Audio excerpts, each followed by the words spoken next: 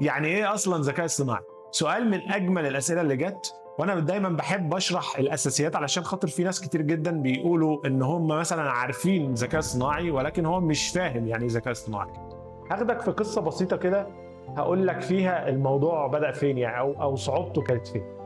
كنا بنتعلم البرمجه ايام زمان، كان الموضوع مثلا علشان اعمل روبوت بيتحرك ويروح يفتح باب معين مثلا. الموضوع كان صعب لدرجه ممكن ما تستوعبهاش، ممكن ما تحسش يعني. الموضوع معقد لدرجاته. هو الفكره كلها مش ان انا بقول للروبوت قوم وروح افتح الباب مثلا.